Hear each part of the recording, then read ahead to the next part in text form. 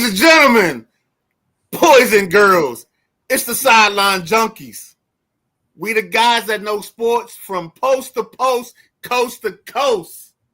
We all gas, no brakes. Yada I mean, baby. Sideline Junkies. Early morning. We bringing you the flavor. We carrying you through the NHL, the MLB. I don't even know what else is out there. Soccer, PWSL, whatever we got, we gonna bring it to you.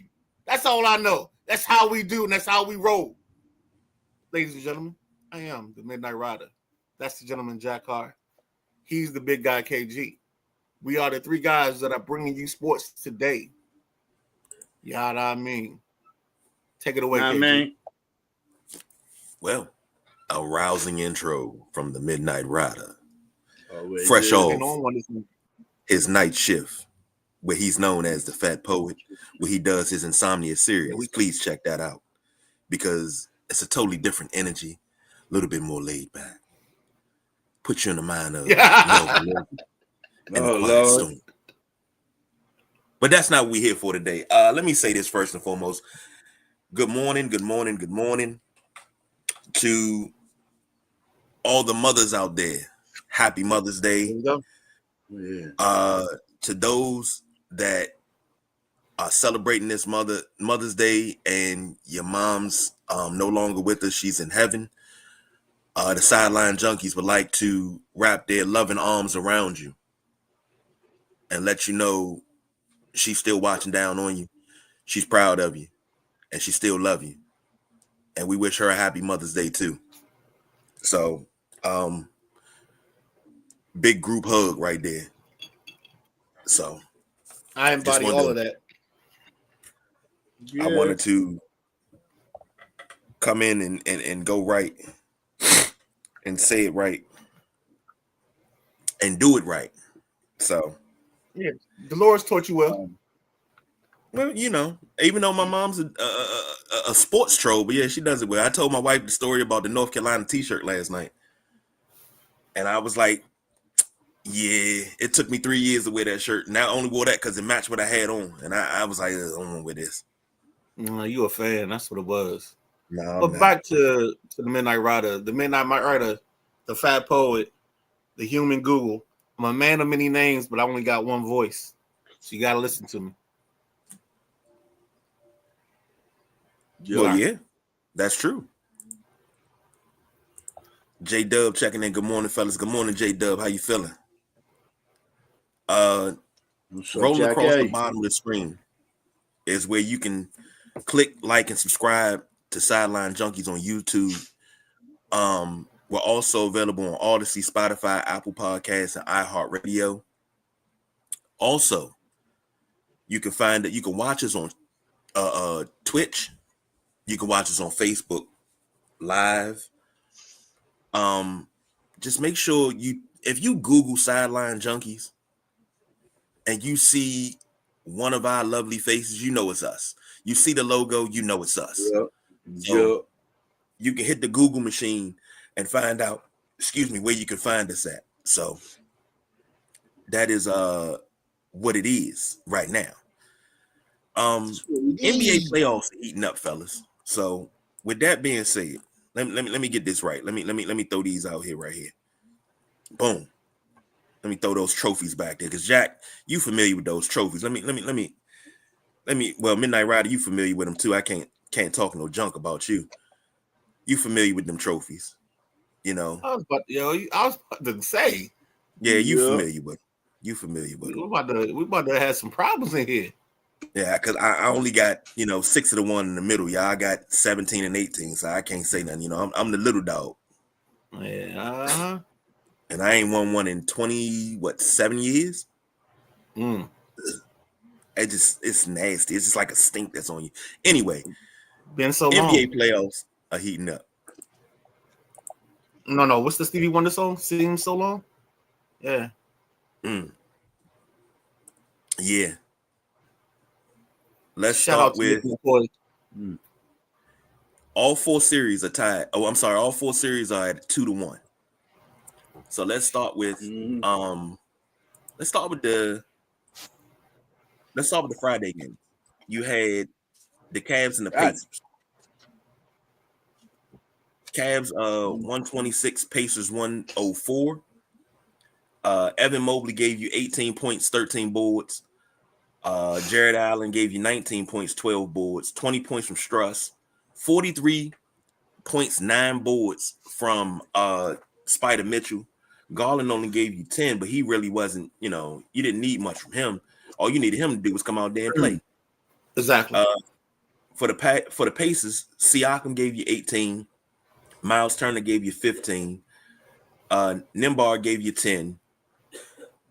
Martharin gave you 23, and TJ McConnell 12. They needed a little bit more help. They needed more from Halliburton, who only gave you 4 points.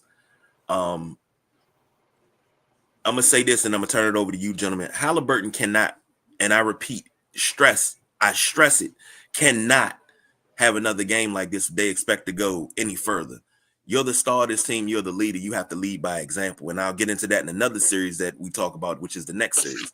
But let's throw it to the gentleman, Jack. What you got about this Pacers Cavs series, man? That game Friday night.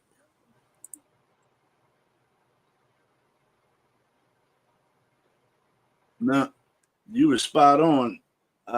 He didn't even get the assists he normally gets neither. I think he was under 5 assists for the game. Halliburton, usually a double-double guy. He didn't put up shots, put up 8 shots, only 1 3-pointer. And I don't know, man, the way I was always playing, man, and a shooter shoots. And it seems like Halliburton kind of gave up on shooting. 2 for 8 from the field, 0 for 1 from 3. Man, I mean, he played all out everywhere else, steals, a block. But Siakam, he has a game, Halliburton doesn't. Halliburton has a game, Siakam doesn't. I don't know. They need that. Their 3 is Siakam, Turner, and Halliburton. And Nembhard and Naismith, they just little side pieces, that can throw some threes up, get some rebounds. So I still am riding the Indy to win this series. Donovan Mitchell did what Donovan Mitchell does. Man can score. He's shown it year in, year out. So, but he needs some help. Oh, shit. What kind of help? I'm sorry. Look at this. They need help on the bench over there in Cleveland. The starters were all balling yesterday. So, yeah, that's what I got. Cleveland needs a little help coming off the bench if they want to win this series. Otherwise, I think Indiana's definitely going to get them 6. Midnight Rider? Yo, I hate the new courts that they have because I watched part of this game when I first turned it on, and I got thrown off because the jerseys didn't look like the jerseys of the teams that was playing. I was caught for a loop here, and then because I don't know, I think Cleveland had on black, and Indiana had on their team's colors, and the court was black, and I don't know what's going on. Maybe I had a little too much of this, too much vodka in my system, but it was just throwing me off. But the game itself, I love the game. The Cavs had to have this ball game, and they played like they had to have it. And the only thing I worried about was them coming down the stretch. And I think there was a point where it was a 13-point game in the third quarter, and Strus hit a 3 to take them back up 16 or 17, and that changed the game forever. That was the seminal moment where I knew that Indiana wasn't coming back, because I would have placed money on the Pacers coming back just because they've come back the whole series. It's always the whole time this series has gone on, Indiana has found a way to make a way. But last night or that on Friday night, they couldn't, they didn't. And Cleveland's team, and the name that you said first, KG, Evan Mobley, he's the key to this whole series. As long as Evan Mobley's available, he's the difference maker, because he can neutralize Siakam. And even if he doesn't neutralize him, he's enough of a force that's what they can live on. That's where their points can come from. Well, Midnight Rider, Mobley and Evans dominated the rebounds. Yeah. They out rebounded Indiana by far in this game. So Evans and Mobley were really key in this game, no doubt. Yeah, KG. definitely. I agree with you, gentlemen. At some point,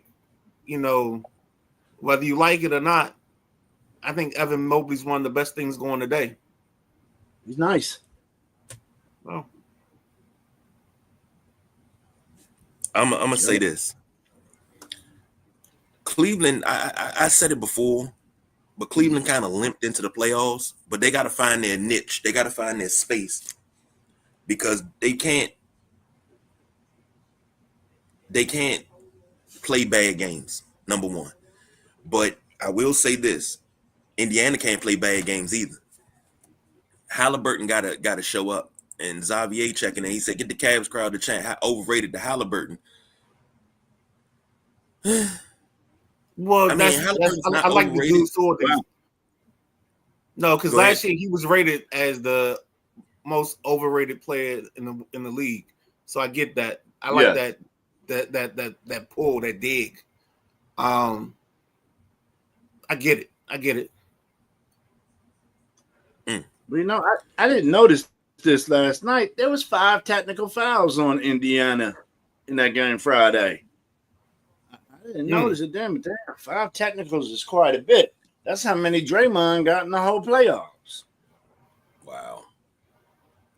Maddie says, Cavs have dominated inside, but try to go into the 3-point shooting contest with Indiana too often. And I've said this, and I believe it. Who was it? It was a former player.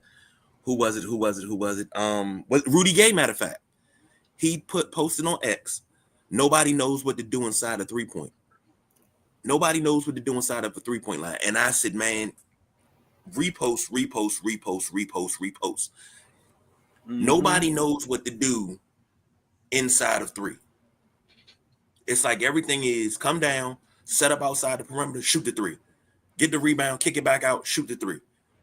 Get the rebound, throw it in the middle, might get a dunk, might get a lay-in. But nobody knows how to do anything inside of the 3-point line. Do you understand the type of offense that could be generated if, quote unquote, we went back to old school way of doing things? And looking at this game, the Cavs shot 42% from the field on 42 of 100. The Pacers 35 of 80, 43%. Mm-hmm. 14 of 47 from 3 for the Cavs. 9 of 30 for the Pacers. Okay.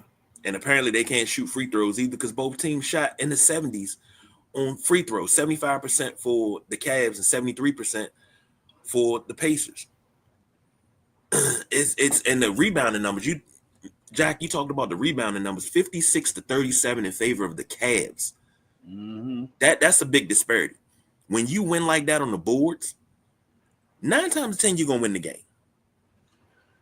Well, they had rebounds and they actually had more shots than Indiana. Big key. 18 of them rebounds were offensive for Cleveland to 4 for Indy. So if you can bang that offensive board, that's just second chances. You know what I'm saying? Offensive rebounds are key, and Cleveland got quite a few of them Friday. Only thing that I would like to see more of is more assists. I don't see enough assists in NBA games anymore, but nobody outside of Russ and a couple of other players and Joker, and it's like maybe 5 players that's gonna give you anywhere from 8 to 12 assists a night. But there's not many assists anymore. But you can't get a bunch of assists if all you do is dribble and if you dribble and step back and take a shot. You know what I'm saying? Yeah. That is true. Next up, another game from Friday night that finished in OT, and that was the Nuggets beating the Thunder 113-104. This is the game that I was going to talk about. Jalen Williams, 32 points. Chet Holmgren, 18 points, 16 boards, double, man. Isaiah Hartenstein, double, 10 and 10. They like to call it the poor man's double. I don't give a damn. It's a double. SGA only had 18 and 13. And I think he had a poor shooting night on Friday night. He had 18 points, 13 boards. And that's the extent of pretty much the scoring of the Thunder. Dort gave you 3. Caruso gave you 7. Wiggins gave you 7. Jalen Williams gave you 5. I mean, that's pretty much it. For the Nuggets, Aaron Gordon gave you 22 and 8 boards. Porter gave you 21 and 8 boards. The Joker doing Joker things. 20 points, 16 boards, 6 assists. Jamal Murray gave you 27 and 8 assists. Westbrook gave you 8 and 4 and only 22 minutes. I'm surprised he's not playing more minutes. Than what he's playing. They're going with a short bench. They only went 8, so you got the starting 5 and 3 off the bench.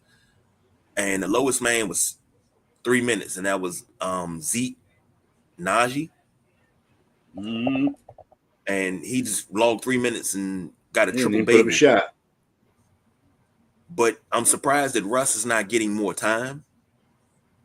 And I think that's more of a coach's thing, but you got to give Russ that time because he can really help out because he's a scorer. But SGA had a bad shooting night. The Thunder as a whole had a bad shooting night. They only shot 38% from the floor, 25% from behind the arc, 68% from the line, as opposed to 45% for the Nuggets from the floor, 40% from behind the arc, and 79% from the line. And we got a rebound disparity, 54-49 in favor of the Thunder. Like I said, if you win the rebounding battle, most of the time you can win. Not this time because you got to shoot well too. Jack, what did you think about this game? Yeah, OKC was definitely off. Alexander, he couldn't hit the broadside of a barn. 7 for 22. Wow. Dort was off. Dort just stopped shooting, and they need his 3-point shooting to be effective. Holmgren, like I say, he's still getting back into rhythm. He hasn't been much of a factor yet in this playoffs, but this was a big game right here. He came out and asserted himself, grabbed 16 boards. 16 boards, that's cleaning the glass. I'm down with that. They had 3 players with double-digit rebounds. Hartenstein had 10 rebounds, and Alexander had 13. His rebound numbers have gone up considerably during this playoffs. Alexander is trying to do anything and everything he can to get the W.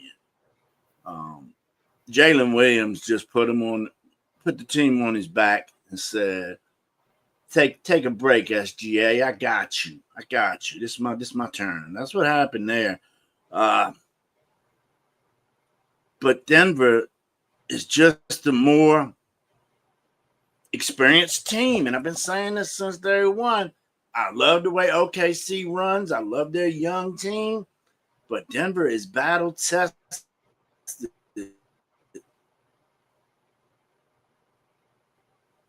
So up to Denver in 6. Ryder? Unfortunately, the other night, the OKC Thunder were looking for buckets, but in all the wrong places. They couldn't get right. It was a can't get right night. It was a struggle the whole time. Like it just seemed like they were off a little bit the whole time I was watching the ball game. Shout out to Jack in the Sideline Junkies t-shirt. We just I couldn't understand what was going on with this team because they never looked in rhythm, and because you got to be working in rhythm to make things work. You know what I'm saying? And for some reason, defensively, they couldn't get Denver off their spots. They couldn't get them to cool it down, or slow it down. Cool it down. You know, and then I think at some point they may even went to the referee to ask the telephone man if something's wrong with their line. But this was a struggle the whole way for OKC, and they can't play like this against this team that's this battle tested and expect to advance. So I think it's the Thunder in 7, because I think they have the better team, but better team versus better resolve don't always work. Yeah. All right. And I mean, in the words of The Rock, the Thunder got to bring it. Got to bring it. Yep. Well, let me get to a couple of these comments. J Dub was saying, so many players in the league want to shoot threes, and that's the game now. But we gotta stop our. We keep saying they wanna. They're being dictated. I don't know if you guys saw. There was a episode of Melo's podcast, where he talked about him at Houston when he first arrived at Houston. They talked about the number of shots you could take from 3, the number of mid-range shots, and then everything else. And then he said that, when it came to mid-range shots, they wanted CP. They only wanted 12, but they only wanted CP3 to take like 10 of them. So that meant that Melo could only shoot 2. Like, these teams are dictating the way they play because of the number nerds. So let's not always put the blame on the players.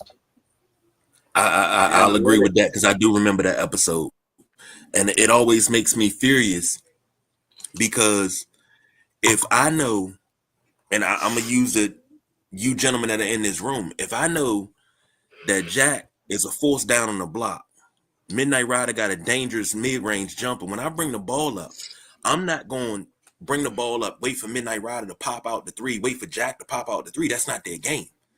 I'm going to take advantage of what your strengths are. If I know I can dump it down low and move out the way, Jack clock in and go to work and pound the rock down there in the paint and he score, that's what I'm going to do.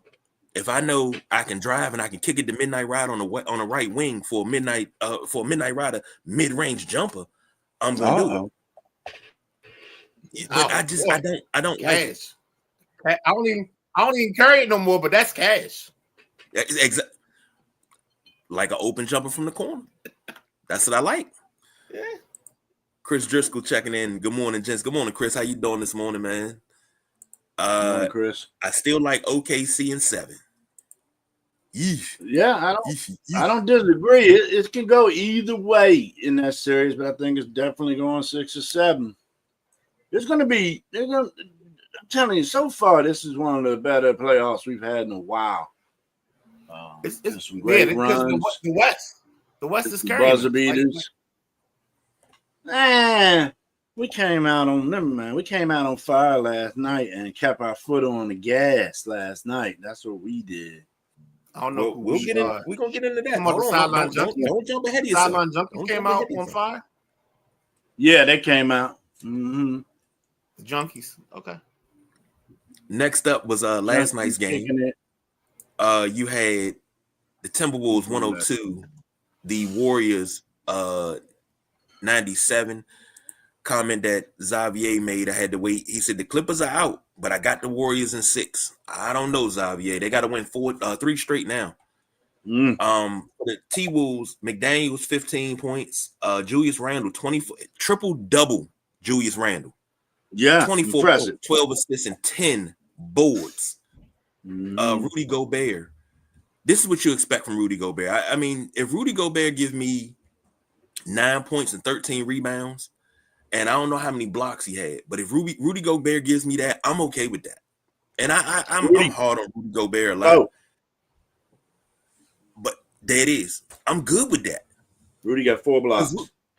Now, Rudy Gobert can score, but he's like a Ben Wallace type a little bit. where he doesn't have to score, but when he does score, it fills up the stat sheet. But he had 9 and 13. Ant-Man, 36 points, 4 rebounds, and 4 assists. And after that, nobody else scored in double figures. Nas Reed had 9. Mike Conley Jr. had 7. For the Warriors, who were without the chef, Steph Curry, Jimmy Buckets, 33.7 points. I'm sorry, 33.7 rebounds and 7 assists. Draymond, what are you doing? What are we doing here? 2 points, 2 rebounds. I don't know. Assists.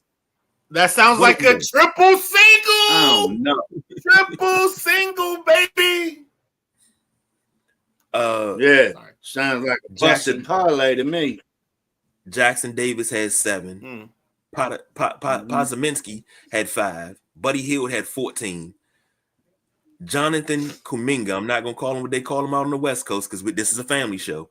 30 points, 6 rebounds. You got 2 points from Gary Payton. Kevin Looney gave you 4 points and 6 boards. That was it. Chris says T Wolves and 5 without Curry. And Ant-Man is that dude. Midnight Rider, what question you got? I just want to start first. Okay. And then Jack, take it over after that. So I think the biggest mistake that the Warriors have made is they don't play Kuminga enough. I think the kid is going to play. Correct. I mean, I appreciate the amen, Jack Carr, on this Sunday morning. I just came here to preach the truth. Oh, it's there. Yeah, it's a pass collection plate. And then the other thing, I felt like the Ant-Man felt like it was his prerogative to score and to dictate the terms of last night's ball game. You know what I'm saying? The truth about Tony, and we talking about Anthony, the Ant-Man. His truth was scoring buckets and getting his team in the place where they were supposed to be at. And if you didn't see that last night, like, this is the guy that is the future. He letting you know he's the future, unapologetically, but athletically, because that dunk he had last night was furious, and it set the tone. He set the tone, and I love playoff Jimmy. I love what Kuminga did to keep the Warriors in place and on pace. But yeah, if Ant-Man plays like he did last night, the rest of the series, it's gonna be hard times. It's gonna be hard times for anybody trying to place them. Go ahead, Jack. Yeah, no, and McDaniels helped a lot last night too, getting some buckets, just scrapping up, grabbing loose balls. McDaniels, I thought, was hustling a lot last night. Podziemski is letting Golden State down a little bit. I mean, horrible shooting yesterday. So I thought he was going to be a plus. Him and Buddy Hield. Hield was supposed to be there to take Steph's place. I felt Hield was a little slow to pull the trigger on a few shots yesterday, and that's not like him. He's a shooter, and a shooter's going to shoot. But they needed more out of Hield. Butler can only do so much. And I look for Golden State to rebound. And I got I can't remember who I picked in this one. I want to say I was with Golden State because that was before Steph got hurt. But I still think Golden State can hang in this one. So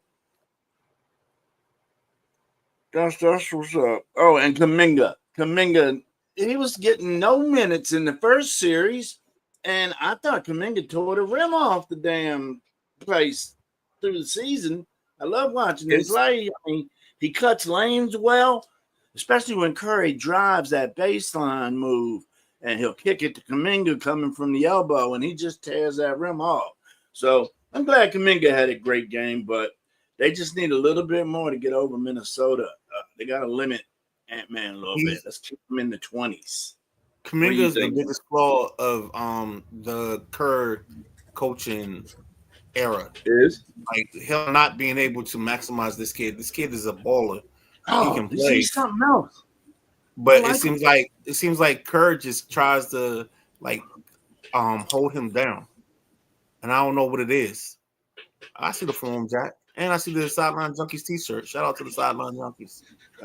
T-shirt. I think what's holding him back, being quite honest,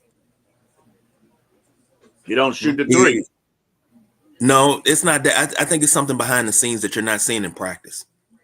Because some cats can bowl, but their work ethic behind the scenes is terrible. And I can't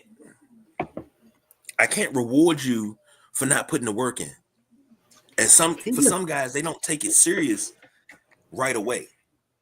It happens year 6 or 7 where they start, saying that they need to work harder because you can't just make it off of talent. Just thought. He don't seem like that type of guy to me. Mm-hmm. Seems like a hard worker. I mean, he's fit. He's in great shape. I don't know. He doesn't seem like that kind of guy, but it's definitely Kerr holding him back. I totally agree. Okay. Well, next up is the game that shocked the hell out of me. I know Jack was happy about it because he sounded happy when he left the message. Shocked the hell out of me. The Celtics come into Madison Square Garden. The first 2 games. Go ahead. The Celtics come into Madison Square Garden with the Knicks fans wearing "You're Not Kobe" t-shirts, and they smacked the Knicks upside the head, 115-93. So, Jason Tatum 22 points, 9 rebounds. Jaylen Brown 19 points, 6 rebounds. Al Horford 15 and 9. Like I said, put Al Horford in the starting lineup. You guys told me no. He played 35 minutes last night too. Yesterday, Derek White 17 points.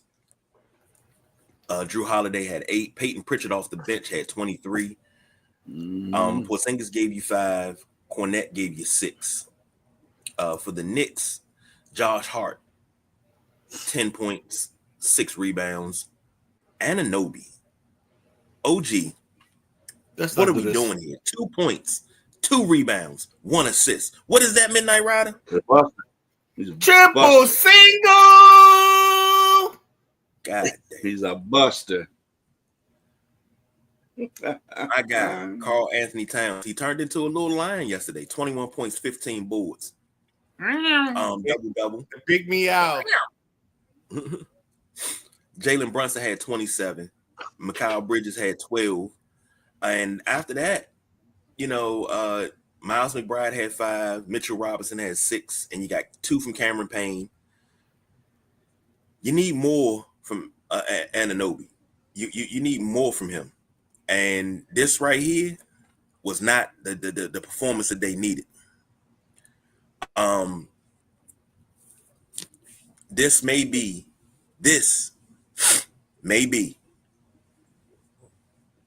the only win that the Celtics get in this series. Chris says, agreed, Jack. Celtics in 5 or 6, even though it hurts to say that. But I had to say that for Jack. And Midnight Rider, you take this one first because we'll leave Jack all the time. No. I think there's when I watch OG Anunoby play, I think of a great song from the oldies. It's a classic. It says there's a thin line between love and hate, but in his case, there's a thin line between being good and great. He didn't show up this game, and that's the reason that New York couldn't get to where they wanted to be. They couldn't find their way. What if it was a voyage to Atlantis? They got lost because the GPS didn't kick in or whatever it was. And when I watched this ball game, this was the way I thought the series would have gone. I thought Boston would have dominated. They would have scored. They would have gotten their points. in a certain in the places that it would be. And I thought that New York would struggle. And so this was the game that kind of epitomized my thoughts. And I think the Lakers, I think the Celtics should win this in 6. So everybody can put their butters away and all that. I think the Lakers, I think it's win this in 6. And yeah, that's all I got. The Knicks were struggling because they was getting D'd up. Okay, midnight round. That's why the Knicks were struggling because of that crazy good defense that Boston was putting on them yesterday. Shut down your boy Anunoby. 2 points. 2 points. But Boston came out hot. They was on fire, man, when they came out. Threes were going up. They pump fake and go to the hole quite a bit in the first quarter. I like that. That there's an adjustment. Good job, Joe. And they were on. I mean, Tatum was shooting 6-8 feet behind the line in the first half. They shot 50% for the game. They were 20 out of 40. That's more Boston basketball right there. Porzingis didn't give us much on the scoreboard, but he did give us 3 blocks in clutch situations. Derek White gave us a nasty block in a clutch situation. He pinned Brunson's shit on the glass. So, New York's got to do a lot to beat Boston in this series, man. And like I say, it's not unheard of or unthought of to see Boston run off 4 straight. Do I think they're going to do that?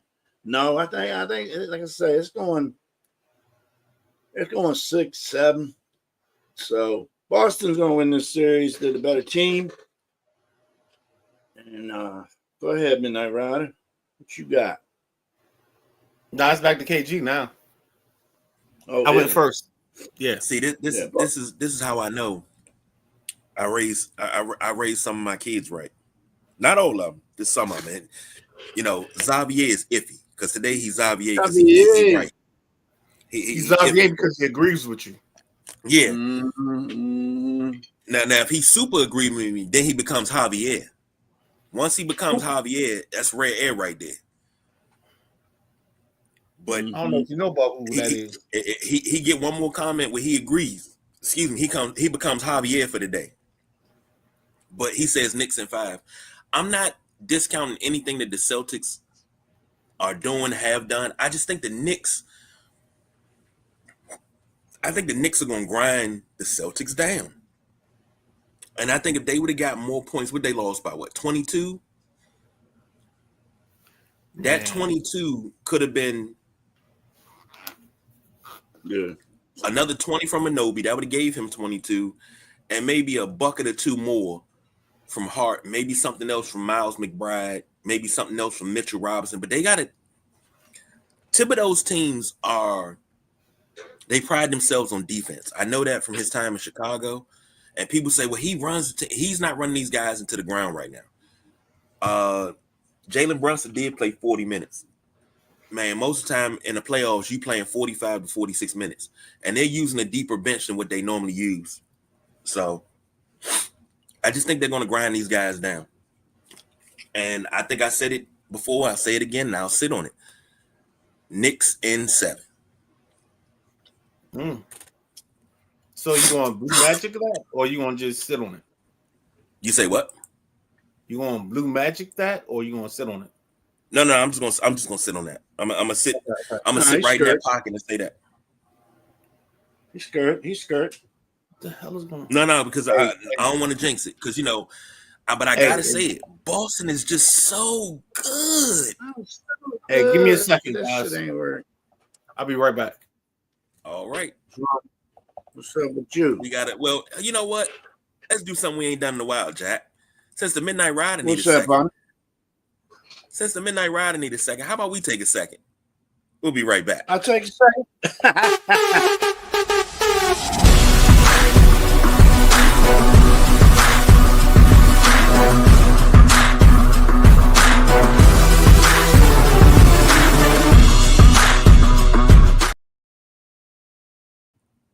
And just like that, we back.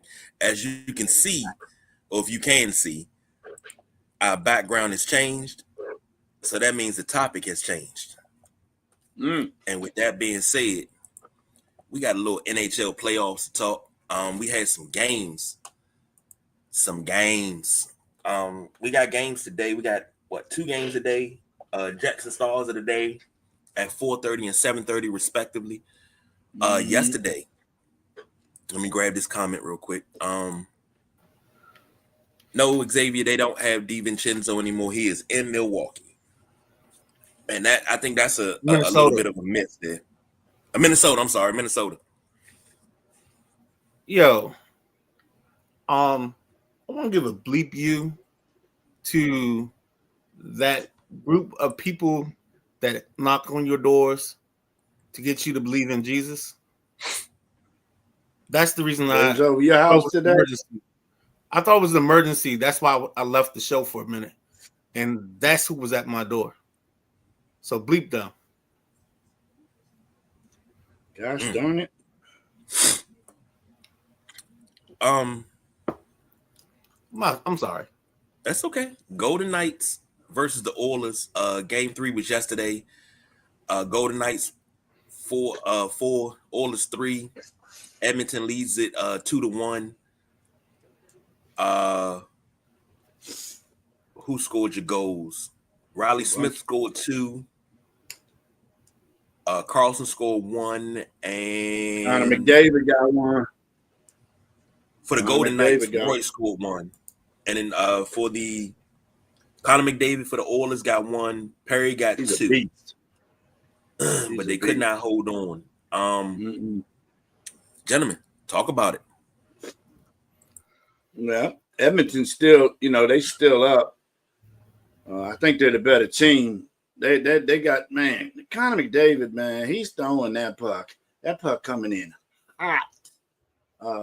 I've had a good time watching these NHL playoffs, and they're letting them play too. It's no hockey like playoff hockey. Edmonton is going to settle down, and they'll take this series in 5. In the words of the great group, New Edition, Jack, you got to cool it now. Nah. This is gonna go.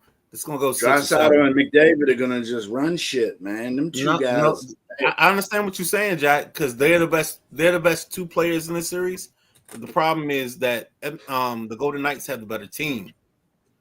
Yeah, we'll see. And I think if you go line for line, Edmonton's short. I think Edmonton's only 2 lines deep as a team, and I think the Golden Knights are deeper than that. And the way the I don't know who has home field in this, and I apologize for not knowing this right now. But I love the way Vegas plays. Home ice. I'm sorry, Jack. Who's doing it? Home ice. Yes. Whoever has home ice is. You, I think if it's Vegas, I think Vegas wins this in 7. Because I believe so much in the way that Vegas plays, especially the way they play at home, and it's the way they play the game off the boards behind the goalie is. And I've said this for the last 2 years that I've been on this show, probably the last 3 years because I've been on the show now for 4. But the way Vegas plays their boards and their boards play is so different and so unique to the game of hockey that no other team duplicates it and can replicate it. So that's why I think I think Edmonton has the better talent with your 2 guys, but I think Vegas wins it overall at the end. But I tell you, I forgot about the ending of this. That puck skirted across the line right before the clock expired. That's right. That was an amazing ending. Yeah.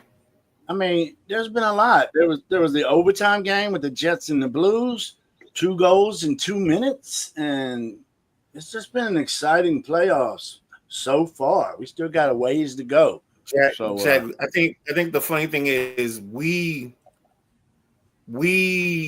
as a show have like kind of just gotten into the hockey playoffs and this extravagance, but I still remember 10-year-old me, black and white TV through the snow. You know how the snow is when you had those old school TVs, and he was on like channel 50, and it's kind of blurry, but you see the game. I remember sitting up watching like the Caps and the Islanders in like a crazy 3 overtime game. Like that was my real introduction to hockey. And that from that moment on, you know, whether it was the 8-bit Nintendo ice hockey game with the 3 different characters that you could be the big ass guy, the thin guy, or whatever. Whether it was Blades of Steel, whether it was what was the joint we played in my room? I think it was the NHL 94 or 95. And like it was like me and my roommate were playing, but hockey plays, and I think playoff hockey is so different and unique because of the sudden death situation, and the fact that like one goal determines a ball game. You know what I'm saying? It's the finality of it. Mm-hmm. I'm with you. There he is. Matty Ice. Knight scored game winner with 0.4 seconds left. Unreal. Picard hurt, had to put Skinner back in, and that could be an issue. Yeah.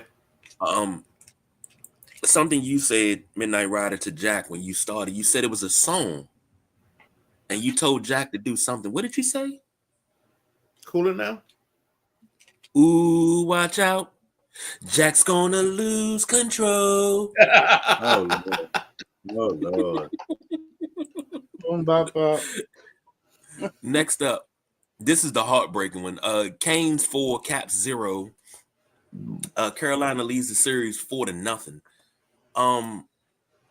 Man, for the Caps, let me see what you had. How many shots on goal did you have? Shoot, you had plenty of shots on goal. I'm gonna tell you right now, this game was cold. It was cold as Tennessee whiskey. That song. The Canes won 4-0, but I think the Caps had one of their better performances. But this is one of those situations where, like sometimes the puck doesn't go your way, and puck luck is a thing, and it's real. And especially in the playoffs. And I just think the Caps, like once they got down, they couldn't find a rhythm. They couldn't get right. They couldn't figure it out. And I think that's what happened last night. I mean, they didn't have an argument, but the things they said, they never meant. And that's why they lost 4-0. But I expect them to have a better performance. They're going back up, regroup, and Monday they'll be a different team, and they'll play better. And we'll get this back to 2-2. Mm-hmm. And I think this is the Caps in 7. Go ahead, Jack. I'm sorry. I didn't mean to go first. No, it's all good, son. I didn't feel the Caps shot a lot. I mean, 21 shots. I might just end up near 30. But what's that young boy's name? McMichael. He wasn't shooting. I don't know, man. Caps looked flat to me yesterday. Canes came out and took care of business, man. Just kept ringing the lamp, boy.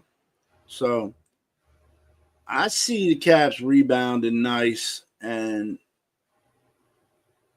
I think they can still take this series. Still one of the best teams in the playoffs. So go Caps. What you got, KG?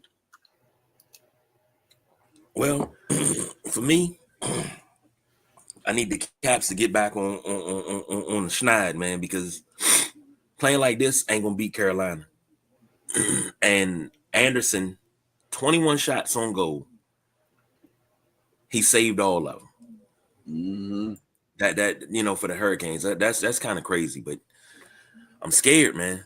Now I'm scared because when Carolina it comes to shoot, how many shots did they shoot? 28 shots on goal. Okay. 24 of them was saved. It was close. But... I'll say this. We talk about PTSD when we talk about the Redskins Commanders football team. I have PTSD when it comes to the Caps because I remember the era of the choking dogs. I remember the era of Adam Oates, Bruce Boudreau. Who else? It was Adam Oates, Bruce Boudreau.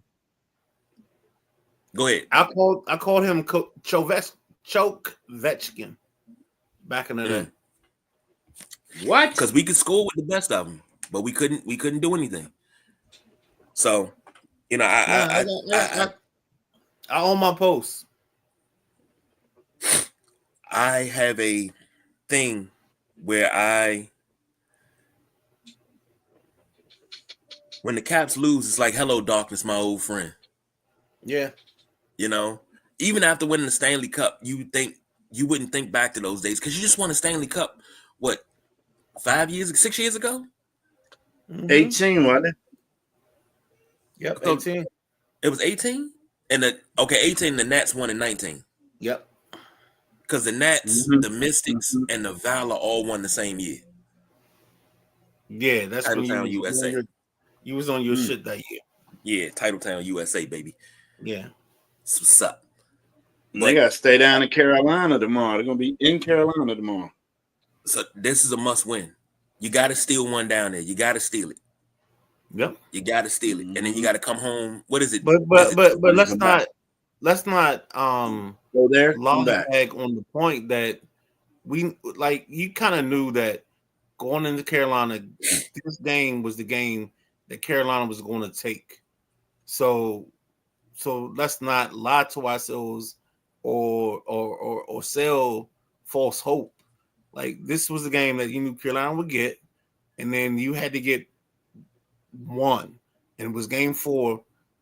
Tomorrow's game is the one that you have to steal. You have to take to make this a reality. I agree with that. Sounds good. Yep.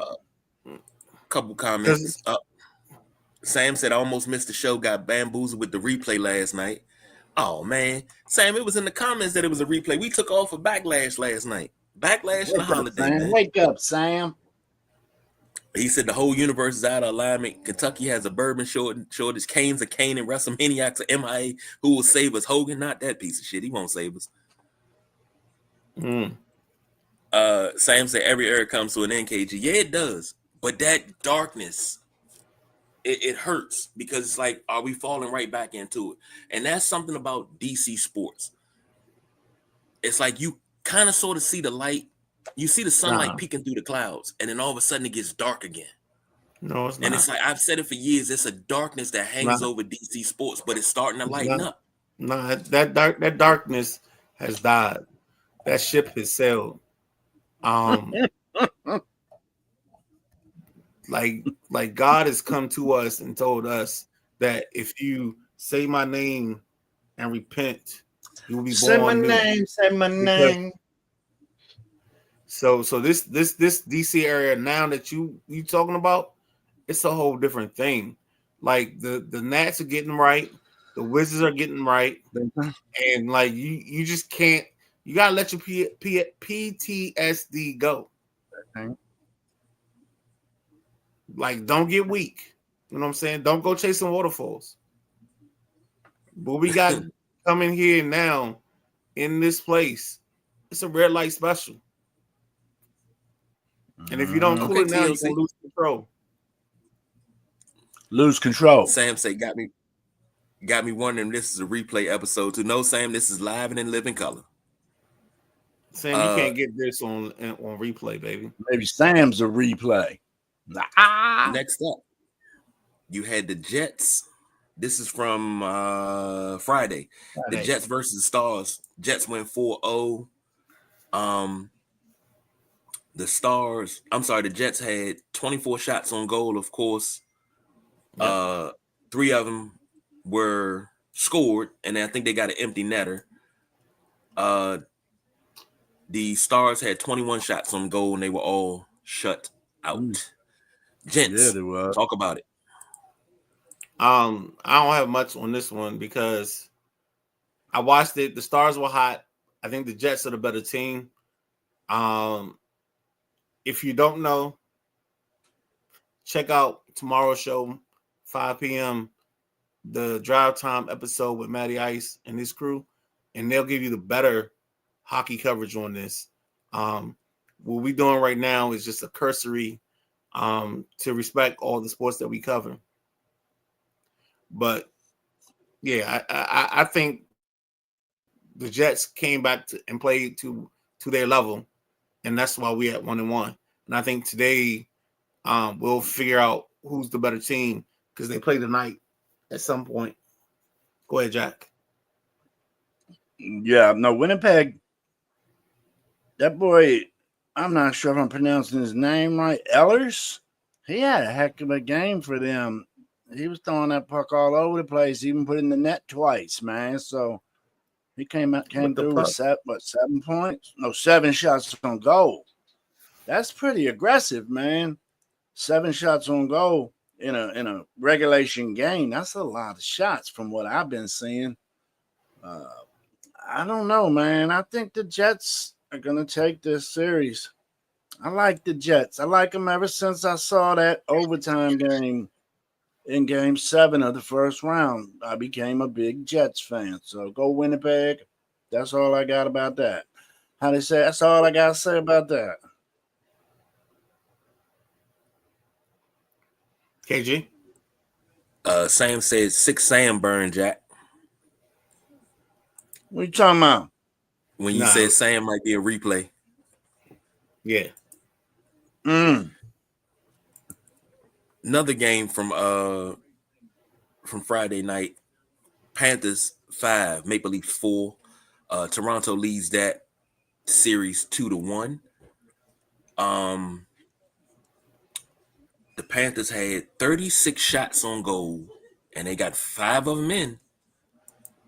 The Maple Leafs had 31 shots on goal, and they got 4 of them in. Gentlemen, what you got? Well, that's it right there. 36 shots. That's throwing the puck around.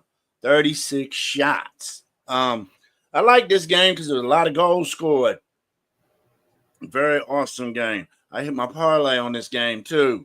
I had over 7 goals, and that dude Knies, I had him for a goal and 2 shots. Yeah, I had a nice. I never really put anything down on hockey before. This is my first year doing that, and I like it. I've hit quite a few little hockey joints. And I like it. I like it. It's on my spine every day, every night. The Panthers. The way you go. I'm sorry. This here, I think the Panthers can come back and take this series, but it's going to be tough.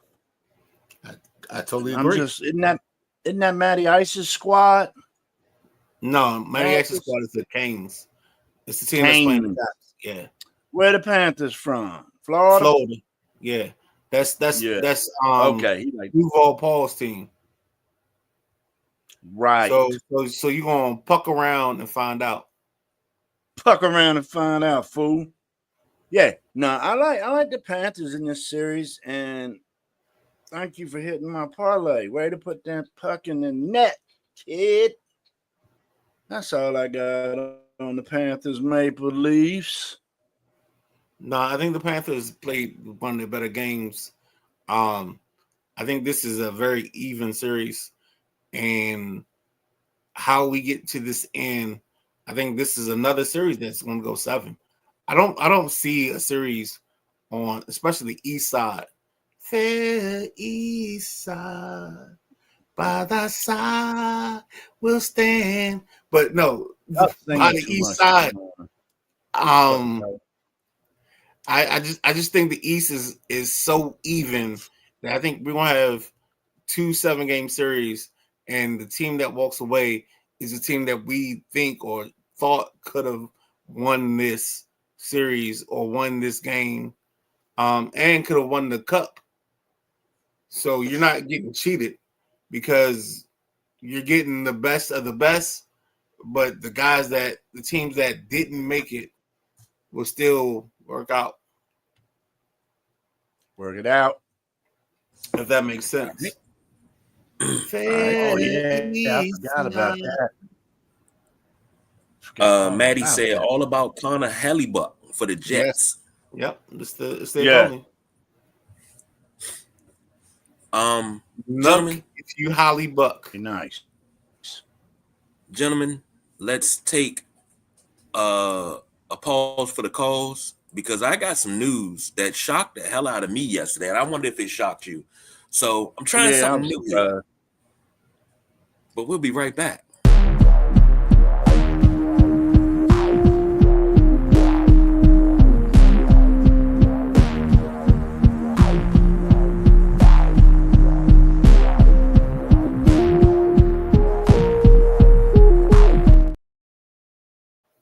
And just like that, we back in this thing like we never left. Nice, KG. Yes. Derek Carr retires. Were you just as shocked as I was? No. I was a little bit. I mean, he's only 34. I know. Fresh 34 too. Just started 34 on the 28th of March. Been in the league since 2014. Career average of 65.1% completion percentage, 257 touchdowns to 112 interceptions, 41,245 passing yards, and a 92.8 passer rating. 4-time Pro Bowler. But if I'm not mistaken, I don't think he's ever won a playoff game. He didn't, because he didn't play in the year that he had his best season. Right, his back. He hurt his back. Yeah, his best season, I think he hurt his back or broke his leg or whatever. And the Raiders broke his back, led by Jack Del Rio. They couldn't do anything because they had their backup Matt McGloin, the kid from Penn State, as their quarterback during that time. And I think he was who he is. I think when I think of Derek Carr, I think of a 16 to 25 guy, not a top 15 guy. He's nothing special, but if you make it 70 degrees and sunny around him, he can get you into the playoffs.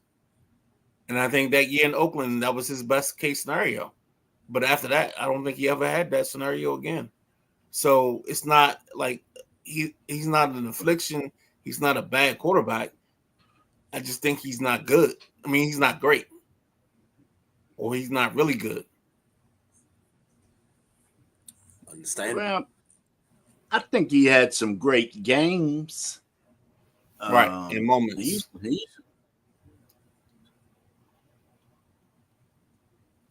He used to sling that ball, man. And Rudy, we had some with the Raiders.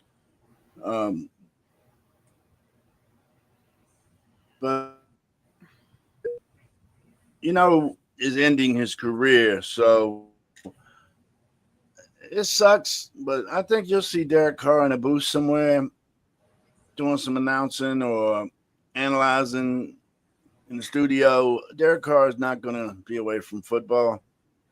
It would have been nice if he'd got some better breaks early in his career, maybe linked up with some better squads. Because everybody knows Derek Carr could sling it. That boy could throw the ball. Excuse me. Jack, it's funny you said that, because one of my posts this morning was just waiting for the podcast.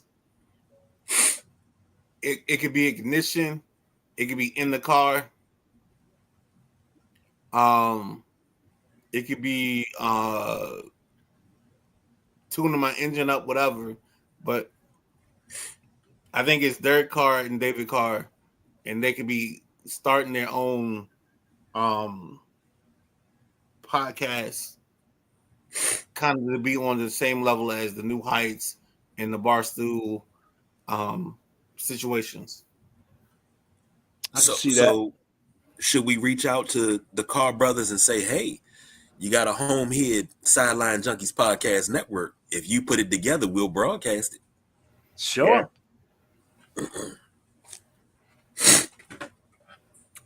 Cause that right there. Cause we already got in the passenger seat with the gentleman Jack Carr, his backseat driver, the Midnight Rider. We already got drive time with Matty Ice. Hell. Oh, you're doing this wrong. So we have in the passenger seat Wednesday nights, 8 p.m. Jack Carr, backseat driver, Midnight Rider, with a multiple group of people that we interview and we bring to you because we want to bring you sports on an individual basis, breaking down the layers of the people that we talk to and being great in the moment. We also have the other shows on the network. We got the Tuesday night flight. We got the Thursday night throwdown. We got the WrestleManiacs. Like, we bring you entertainment at a high level. It's a cornucopia of information. You pick the fruit that you want to have and to enjoy. Go ahead. I'm sorry. Oh, no apologies needed. Sam already on deck. Tell Derek and them we got Friday night spot open. You're damn right. I'm in the process of doing that now. I'm gonna go ahead and put that tweet out there. Now. Hey Derek, sir, you know, you wanna jump on and do something? We got you, man. We got you. Friday night. Daddy said, Derek and the Midnight Rider. On Friday nights. Yes. Oh, yeah? Oh, yeah. Maddie said, have thoughts but save for drive time tomorrow. Too long for a text. You know, Matty Ice is a Raider fan, so Javier. He's upgraded to Javier right now. I think he's going to become a quarterback coach. It could work. You know what? You calling him Javier? That's crazy. But it's beautiful you are saying your kid's name the way you say it. And I'll let the subtext be the subtext. Yeah, man. Well, you know, all of them got different names.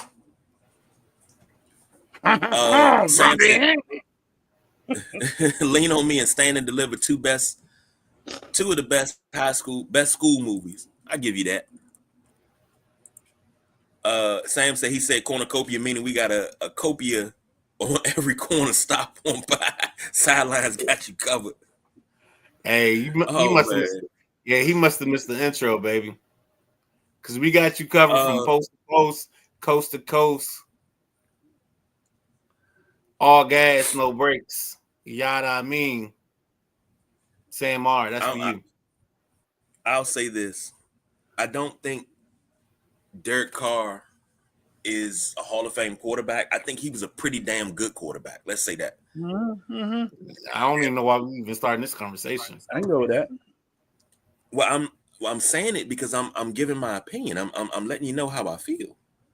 Because y'all say I put everybody in the Hall of Fame, so I have to start it off like that. I mean, you started like you was about to put him in there. I mean, I just said I don't think he's a Hall of Fame quarterback. I think he's a really, really good quarterback. Yeah. And I think if it was not for that injury, I think that was 2016 that he had with his back when they had that run. They were 12-3. He didn't have that injury in that game. And I think I'll say this: if he didn't have the injury and then go back into the game and get hit again, we would be talking about a different Raiders team. I don't think the Raiders would have left Oakland because they were on fire. The wheels fell off after that. Strong statement. A very strong statement, but I stand on it. I guarantee it. I back it up. Guarantee. But I will say this. I say happy trails to the brother. Whatever his next endeavor is, you know, I'll still be a fan. I'm a Derek Carr fan anyway, so I'm gonna be a fan. And if he so happens to want to do a podcast with his brother, we got a time slot open. You guys can produce your own content, send it in. We'll make sure we got it on Friday nights, Friday afternoons, whatever. But we got you. I mean, that's pretty much pulling up from the half court logo to shoot that. So, Sam said, "Coast to coast, we got you covered like avocado toast." That's right, baby. Yeah, I mean, fellows, let's jump into our last segment. But before we jump into it,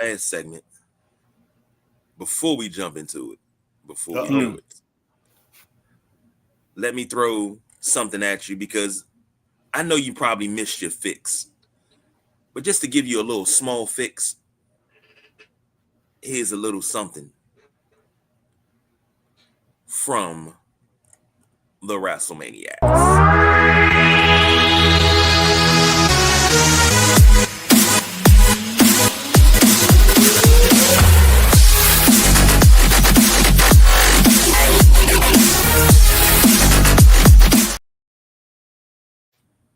Gents, what you got for me for MLB news? I'm looking at the standings here, and I don't like what I see. I'm gonna be honest. Why? I'm looking at this. My Yankees are 22-17, 5-5 in their last 10, on a one-game losing streak. This is not good. The O's are 14-24. They are 3-7 in their last 10. We go to the Nats. They're 17-23, 4-6 in their last 10 on a 4-game losing streak. What's going on here? Help me, Rhonda. Help me, Rhonda. Well, you're talking about two different ends of the spectrum. I think for the New York teams, or the first two teams that you mentioned, their struggle is their starting pitching.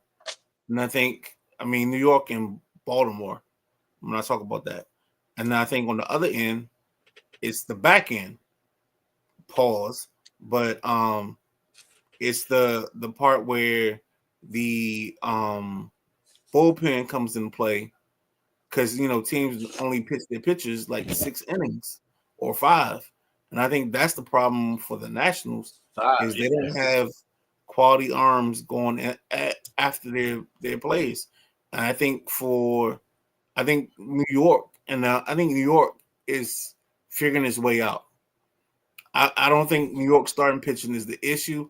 I think they're just getting settled to who they are. You know, I think that's their problem with your Yankees is they're figuring something out.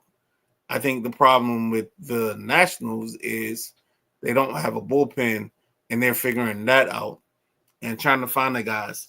And I think part of the problem is just the way they play it and the way they figure it out. The Nationals don't have anything coming up because their AAA bullpen is terrible. But they do have some electric arms of guys that could be starters, like Kay Cavalli. I think he's the person that they could take into play and make him a bullpen arm.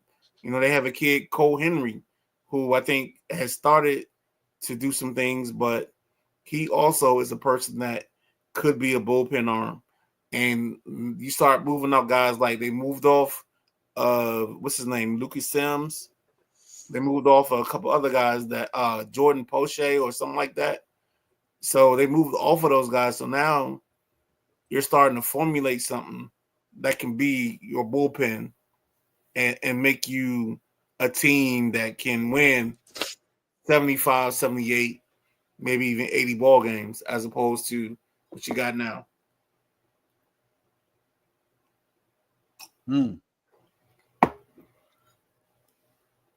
It's all you, Jack.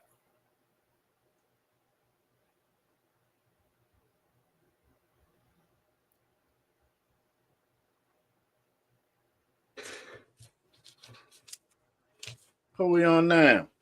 You. MLB. Well, we was talking about the Orioles and, Charlie Morton, 0-7, man, 42-year-old. Why we bring this cat in here? I was frowning on that off jump. 10 games under 500. They got to get this shit together. I don't know what can be done, man. Bring up some young arms, something, because pitching is killing us. The numbers are just so huge. Over in San Diego, Cease, he's got some arm tingling going on. He got pulled the other day, so they're going to keep an eye on him. Something I noticed the other day is pretty funny. I was watching the highlight of the Mets game, and Soto hit one so deep. He launched one, man. And the announcer said, deep, so deep I put that pitch to sleep from an Ice Cube song. I thought that was pretty hilarious. Rockies.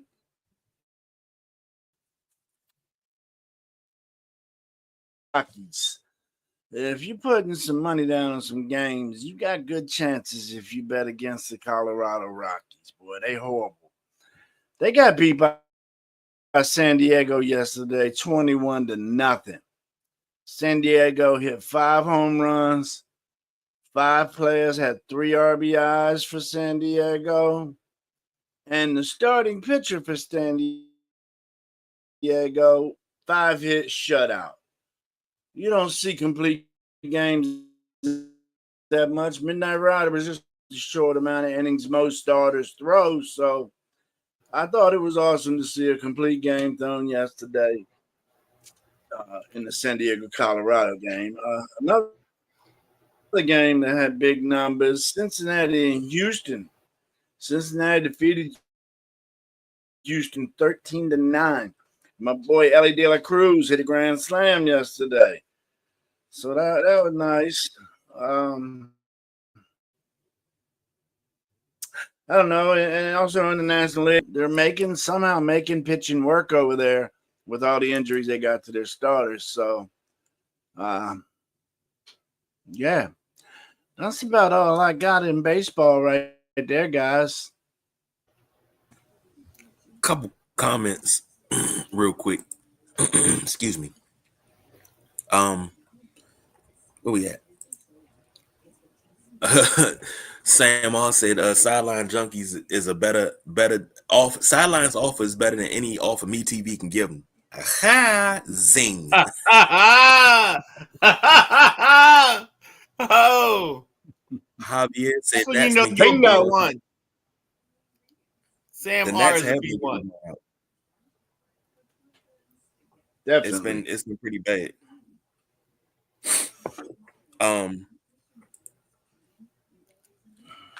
Maddie said, other than the Tigers, a lot of teams around 500 in the AL. Yeah, and that's kind of unusual.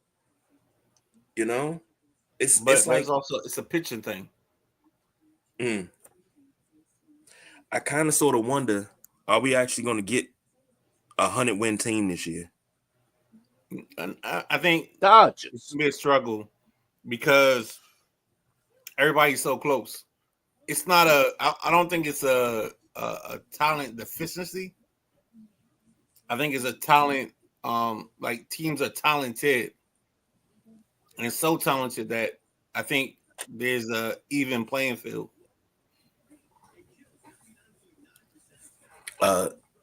Next up, Sam said, whole lot of production value on the Sunday rise today. The rise is the Bloody Mary to your hangover. The Dijon mustard to your turkey pickle sandwich. I feel inspired. Yo, I love Sam R, man. Oh, man.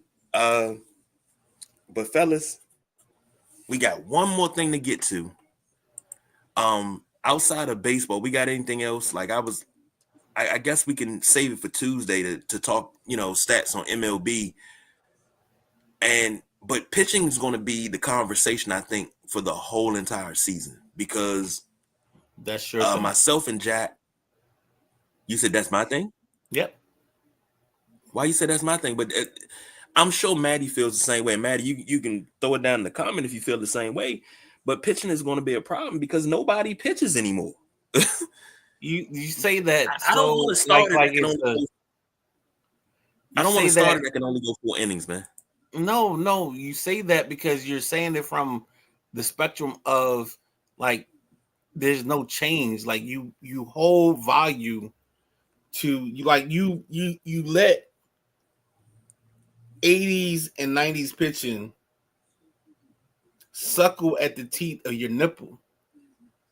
And the problem is that there's a space beyond that exists. Like you keep holding on to this thing, and you got to understand that velocity and the way we teach pitching and the way pitchers have been growing up, that there's a new diaspora of pitching. And it's not because we're coddling these kids, but it's because these guys are throwing at a different level, their velocity levels. Like it's easy to throw 140 pitches when you only throw 87 miles per hour. But you can't hold that cat to the standard of the cat that's now throwing 95 all the time. Or, like we talked about Strasburg. Strasburg had a 100-mile-per-hour fastball and a 93-mile-per-hour changeup. Like you can't; those are two different dynamics that we're dealing with. So it's not a thing of these pitchers can't pitch or we're coddling them. We're doing it because we got to manage the arms differently. Oh, okay. We're not going. I'm gonna say this to rebuttal what you said. We're gonna put a pin in it. Yeah, I know. Because this is definitely a conversation you and I could have along with Jack. But you say that about guys throwing straight gas right now. You act like Randy Johnson wasn't throwing over 100. You act like but Randy Johnson had an 85. Hold on. Go ahead. But you act like they couldn't control the speed on different pitches. Yeah, they threw gas. I'm not acting like that. What I'm telling you is the gas is different now, and you got to control the arms differently because the arms are being used. See, what you're not doing is you're not seeing the forest. You're only seeing the trees. What the forest is telling us is we got a bunch of kids that have been growing up, and the way they've been playing baseball is they've been used to the extremes all the time. Now we got to manage them to make them like, think about this. And you can look this up when we get off the show, and I want you to look this up because we're off of the show. But the one thing you got to look at is the number of Tommy John surgeries that MLB pitchers have in their first 3 years. Look that up, dial it up, and then come back to me. And then you'll understand why I have this argument about pitchers and their arms and their usage. Okay. We'll take care of that. Hey, that's why we got the pen. We make sure we get that on Tuesday. We'll put that in the chat so we don't forget that. We ain't got to do it Tuesday because I want you to take a long deep dive into the thoughts and the process of this. Looks like somebody's back. All right, so we're gonna I just got a little bit of breaking news, so let's step away for a second, and then we'll come back and we'll wrap this thing up. Geez, I'm a little stunned right now, but hold on, fellas, hold on.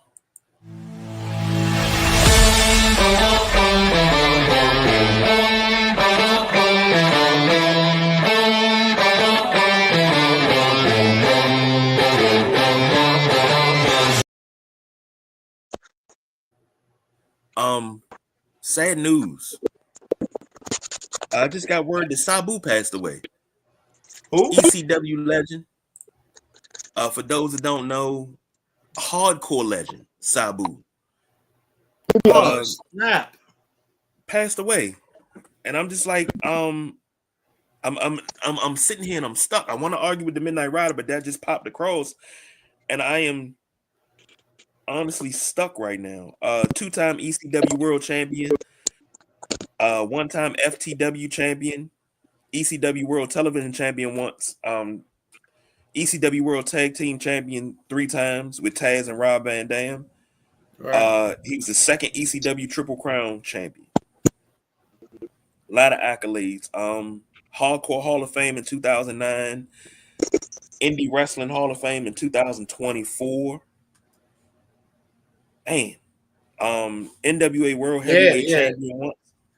I got confirmation on multiple sites. I got Wrestling Headlines, WrestlingNews.com, PVW Mania, KOA. Yeah, Sabu passed away at the age of 60. I am generally stuck here. I am stuck. No. I mean, he's a legend.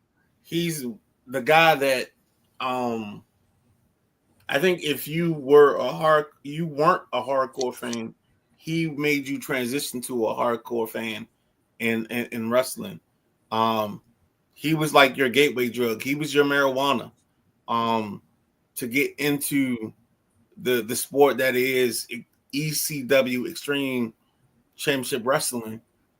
He made what was something that Stream seemed like the norm.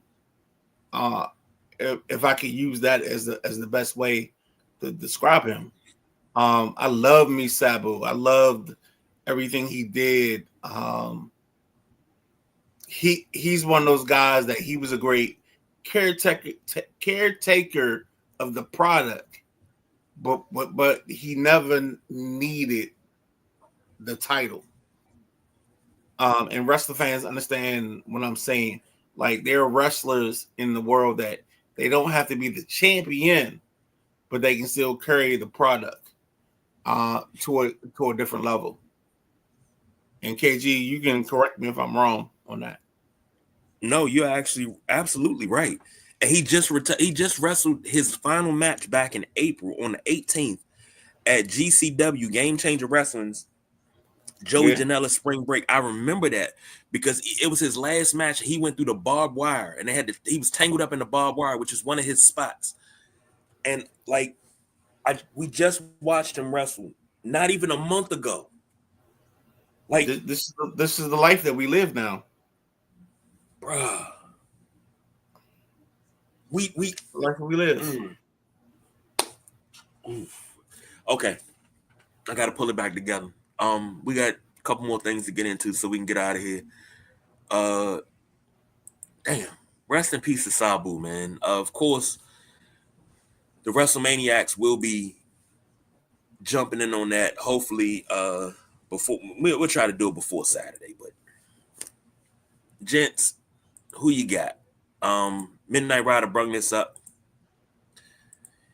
And it says you got 2 scholarships available. You need a point guard and a small forward. Which 2 players below do you offer? You got Randolph Childress, Deron Williams, Kemba Walker, and Mark Jackson for your point guards. For your small forwards, you have Rudy Gay, Carmelo Anthony, Monster Mash, Jamal Mashburn, and Glenn Rice. Jack Carr, you with us?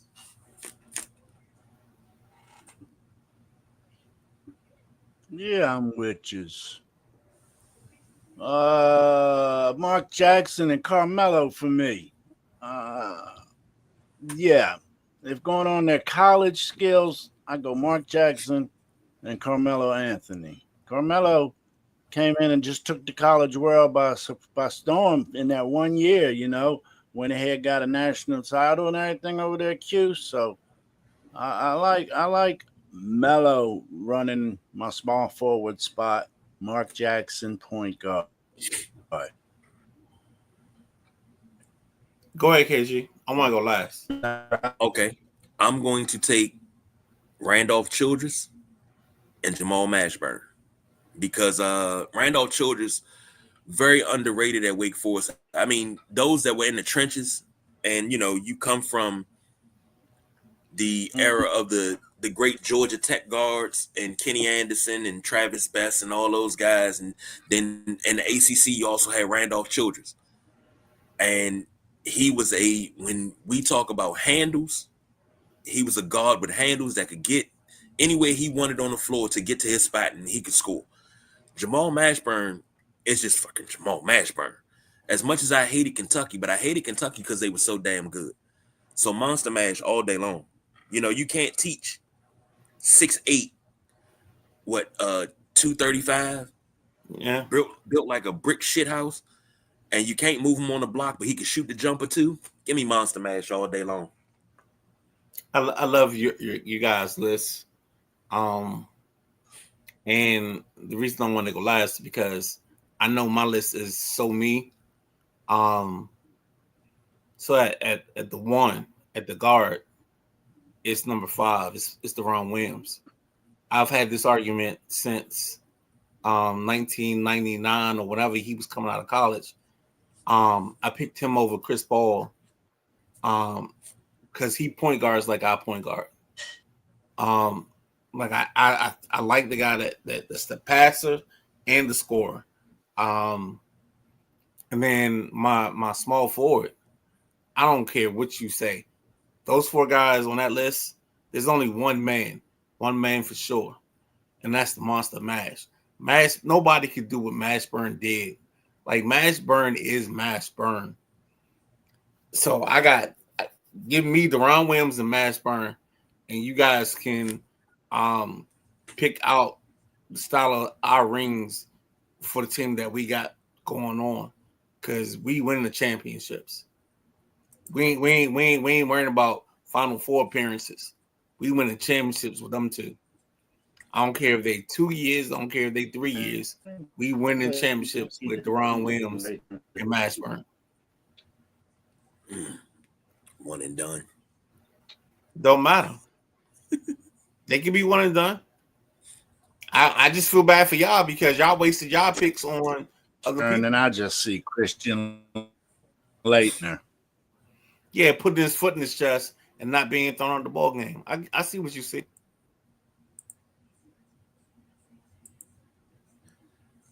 All right. We lost Jack again. Let's get to it. What you eating, Midnight Rider? Hey man, I'm eating the same shit I've been eating these last couple of weeks. I got some chicken breasts. I got onions and peppers, and we're gonna throw them up, and then probably the last 30 minutes, I might throw some barbecue sauce on them because I think I'm doing barbecue chicken for Jack's sake, because if Jack and I play 1-on-1, it's barbecue chicken. Barbecue chicken alert. Yeah. We are going. We're doing the out. I was going to cook. My wife told me no, and she told me what she wanted. So we're going to have Silvestris today. Woo! And that's what we going to have. Probably some rice, some cabbage with a family meal, some chicken. So yay. We'll do that.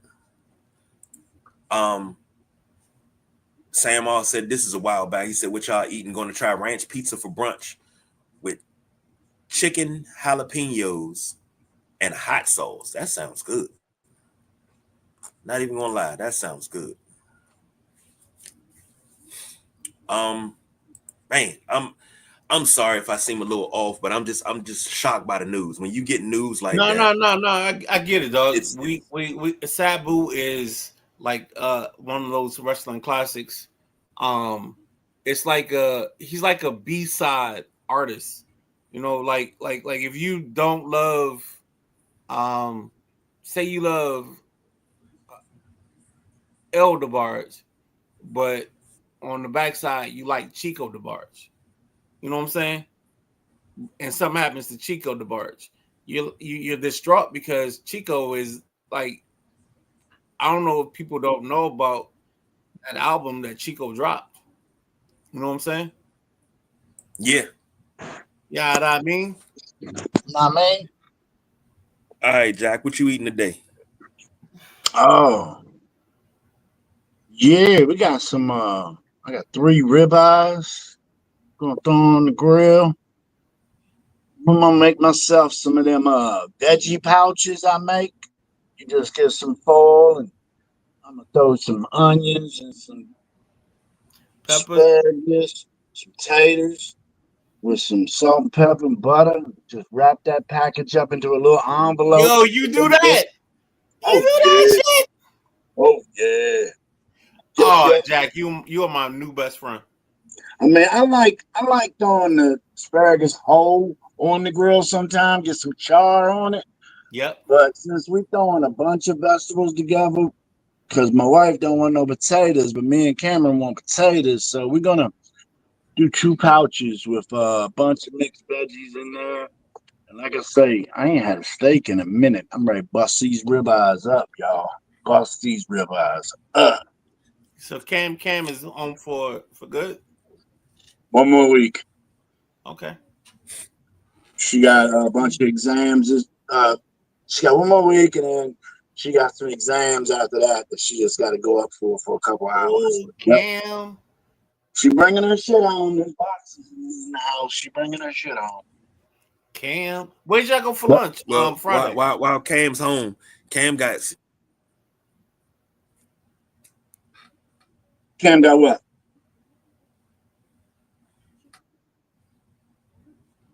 She got some audio and visual work to do. Yeah, I don't know what the hell just happened to my computer. I'm on my phone right now. It's the first time I ever did this, but yeah, I got some things to figure out with my stuff. But yeah, where we went to eat the other day, man, there's so many banging spots to eat up there at near Stevenson University, man. They had this little faux joint that I was thinking about going to. Then they had this little mom and pop sandwich shop she was talking about. I'm like, ooh, I can get down with something like that. But they was getting ready to close because they're like in the business park and they close at 3:00. So we didn't go there. We ended up going to that joint that does the what is it called? Mongolian grill. The Ichiban type stuff. But it's to go. What's that place called again? Hey, as long as you know, it's foes over hoes. Nah, but that joint's called something, man. It's like, when you go to the joint and dudes flipping knives and spatulas in front of you and stuff. Yeah. It's hibachi. Hibachi grill. That's a Mongolian grill. It was hibachi grill, but it's to go, dude. And no lie, 2 to-go joints cost $21. You go up in that hibachi joint, man, you're starting at $30. So whoever decided to make hibachi to-go restaurants, I mean, seriously, it's just as quick as McDonald's, man. They're genius because there's one in Bowie that I go to, and then there's one up here in Owens Mills where Cameron's at, and they say there's a few more hibachi to go or something. It's good stuff.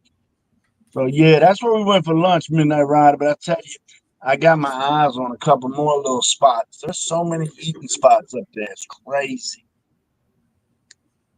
Hey, I hear you, man. Nerd Nash checking in, say salute y'all. Salute to you, nerd. Appreciate that. Appreciate the like, the follow, the view, all of that. Well, gents, we've come to that point in the show. You know what it's time to do, right? Although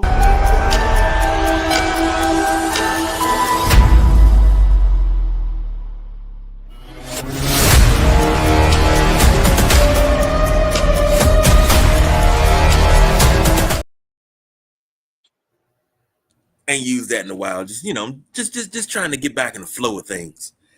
I'm gonna say this. Wrap it up. If my end of the road, my Can't Let You Go. I'm just gonna end it like this. Happy Mother's Day to the people that have mothers. The ones that don't have a relationship with their mothers, find a way to get a relationship because you're cheating yourself if you don't have a relationship with your mother. Whatever the issue is, get past it, because I've lived 30 years without mine, and I wish that I could have what you have. So don't be selfish and live in the moment.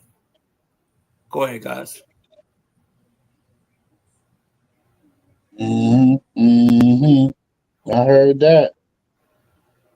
I just want to put a little plug out. Wednesday night, 8 p.m. Midnight Rider and I will be having Coach Mike Glick will be in the passenger seat. Mike has been coaching basketball for over 32 years. He's currently at Meade. He's been at Anne Arundel, Gwynn Park, Spalding, Pilati. The man just knows how to win. His 32 season one-loss total is 595 wins and 275 losses. That's 870 total games for this coach. Midnight Rider, I think we're going to have a good time mixing it up with Coach Glick. I agree. Yeah, man. He's got, there's another guy with one hell of a resume. In 07, he went 20-0 conference and 25-2 overall. He was 2A South Regional Champ, state semifinals. I mean, it's woo. I love getting into some of these coaches, Midnight Rider, and seeing, some of them started out slow, some of them started out gangbusters, but they all, started out as coaches, and to see some of these careers that we're seeing is really, really cool. I totally agree. Well, I don't have anything as cool as what you guys got to say. Just click like, subscribe, Sideline Junkies on YouTube, Facebook. Join the Facebook group. Get your discussions out there. Sideline Junkies 24/7. Just come on in and be a part of the group, man. Yeah. But until next time, don't forget. It's the Sunday Rise. Rise. We're gonna take you from post to post. I was getting to that. All gas, no brakes. No brakes. Nah, man. Go ahead, KG.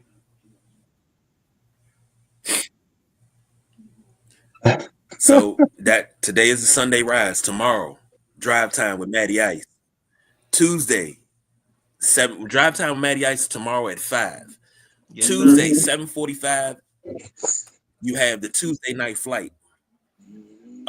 Wednesday at 8 p.m. You have in the passenger seat with Jack Carr, his backseat driver, the Midnight Rider.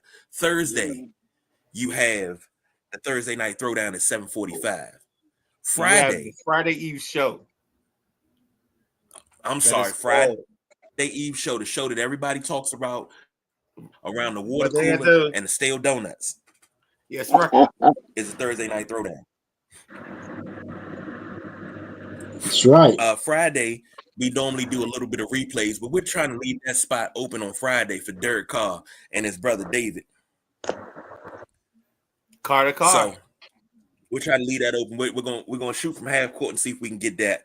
But Saturday, you have the Saturday Night WrestleManiacs returning to form after Backlash and this week's wrestling. So you got a week full of shows. Until then, that's the Midnight Rider. That's the Gentleman Jack Carr. I'm the big guy, KG. We done did some overtime. We done took you everywhere. Happy Mother's Day to all the mothers. Hug your mom if you can. If you're not able to hug your mom, just sit back, talk to her, man. She's still there. She's still listening. Yeah, it is. Much love to everybody. So, good night. Enjoy your Sunday. Yes, sir.